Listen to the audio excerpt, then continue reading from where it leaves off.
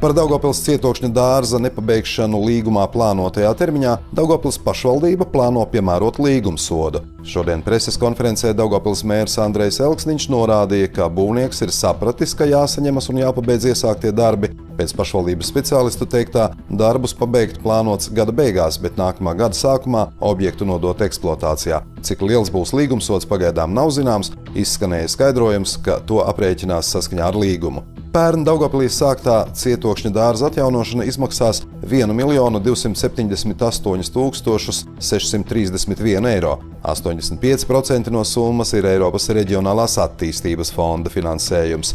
Būvprojekts paredz atjaunot pieminekļa Strūklakas darbību, ierīkot dārza apgaismojumu, nomainīt ielu apgaismojumu pa dārza perimetru uz energoefektīvāku, ierīkot video novērošanu. Plānots arī veikt dārza teritorijas labiekārtošanu, izbūvējot jaunos celiņus un ierīkojot ērtāku segumu, nodrošinot vides pieejamību, atjaunojot koku stādījumus, iestādot jaunos krūmaugus un daudzgadu augus, tāpat ierīkojot laistīšanas sistēmu un elektriskās rozetes masu pasākumu rīkošanai.